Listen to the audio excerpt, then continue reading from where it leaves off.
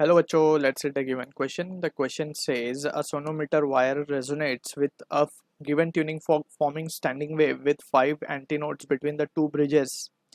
When a mass of 9 kg is suspended from the wire, when this mass is replaced by mass capital M, the wire resonates with the same tuning fork forming three antinodes for the same position of the bridges.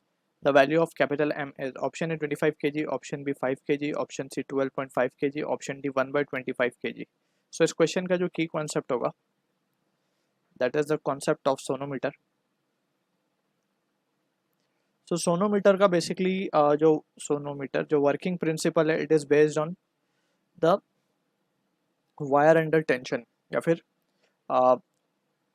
Vibrating string हम बोल सकते हैं इसको, vibrating string. ठीक है, तो यहाँ पे वी हैव स्टडीड ऑलरेडी जब वायर वाइब्रेट करता है.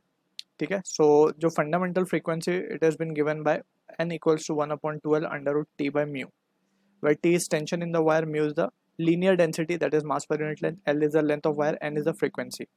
अब ये तो हो गया वायर अंडर टेंशन की बात या फिर वाइब्रेटिंग स्ट्रिंग की फंडामेंटल फ्रीक्वेंसी की बात. सोनोमीटर के लिए हम यहाँ पे क्या लिखते हैं, n is equals to p upon 2l under root of t by mu, where p is number of loops. जितने लूप्स होंगे उसके corresponding we can substitute the value of p over here. ठीक है ना. अब यहाँ पे थोड़ा सा हम सेटअप भी समझ लेते हैं कि किस तरीके का सेटअप होता है. सो यहाँ पे एक वुडन बोर्ड होता है इस तरीके से. वुडन बोर्ड पे हमारे पास एक स्ट्रिंग टाइड होती है थ्रू अ पुली, और यहाँ पे हमारा एक मास पैन होता है जिसमें हम मास रखते हैं बेसिकली. ठीक है, यहाँ पे वेट रखते हैं. एंड यहाँ पे अब हम देख सकते हैं कि वेट के चेंज करने के साथ साथ we can change the tension in the wire. ठीक है ना, यहाँ पे फिक्स है. एंड यहाँ पे दो ब्रिजेस होते हैं इस तरीके से. और यहाँ पे हम एक एक्सपेरिमेंट जब हमने लैब में किया होगा तो हमने वी मस्ट हैव सीन के यहाँ पे हम एक राइडर रखते हैं. राइडर मीन्स पेपर का टुकड़ा रखते हैं. एंड यहाँ पे एक ट्यूनिंग फॉर्क को वाइब्रेट करा के यहाँ पे वायर पर टच कराते हैं so that the wire vibrates.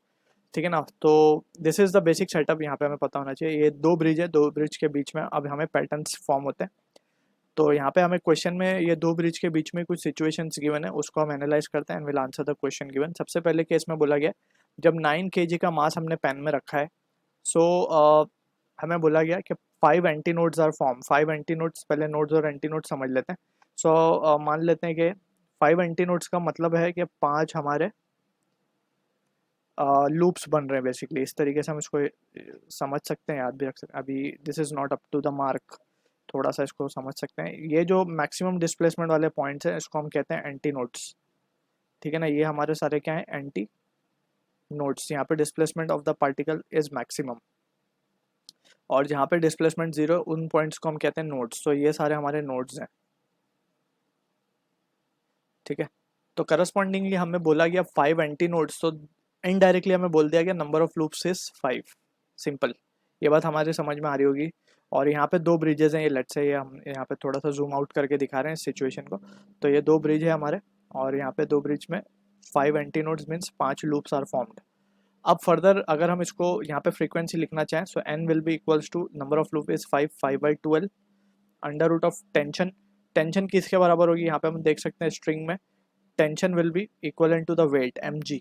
ठीक है ना. अब यहाँ पे 9 kg का मास रखा हुआ है, so it will be 9 into g upon mu that is mass per unit length. तो इसको हम कह देते हैं लेट्स से एक्सप्रेशन नंबर 1, और इसको मान लेते हैं फ्रीक्वेंसी n1. ठीक है, ये फ्रीक्वेंसी से जो हमारा ट्यूनिंग फॉर्क वाइब्रेट कर रहा होगा उसी से ये वायर भी वाइब्रेट करेगा, जिसमें फ्रीक्वेंसी है n1 हमने मानी. अब सेकेंड सिचुएशन में हमें बोला गया कि 3 antinodes are formed when the mass is been replaced by, किससे रिप्लेस किया हमने उसको, कैपिटल एम से. इस तरीके की कुछ सिचुएशन आ गई. ठीक है, तो यहाँ पे 3 एंटीनोड्स अब मिले, तो यहाँ पे फ्रीक्वेंसी हम मान लेते हैं लेट्स सपोज n2, क्योंकि हमें बोला गया the wire resonates with the same tuning fork, यानी कि अभी भी फ्रीक्वेंसी एन ही होगी, तो हम इसको एन ही रखते हैं basically. And 3 loops are formed basically, 3 antinodes हैं, तो it will be this. And weight हो जाएगा, tension will be in the wire will be mg and upon mu, so let's say this is 2.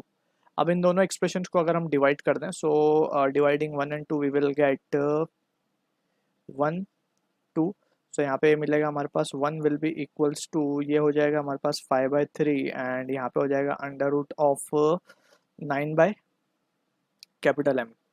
ठीक है, on squaring both sides we can write कि ये हो जाएगा 9 अपॉन 25 सॉरी इसको हम क्या लिख सकते हैं, this value can be written as squaring both side, we can say ये हो जाएगा यस 9/25 और उसको यहाँ पे मैनिपुलेट करके थोड़ा सा यहाँ पे बचेगा हमारे पास 9/m। सो हम देख सकते हैं m की वैल्यू क्या आ गई हमारे पास 25 kg। So this is the answer for the question जो कि मैच हो रहा है हमारा ऑप्शन ए के साथ। I hope you understood the solution. All the best.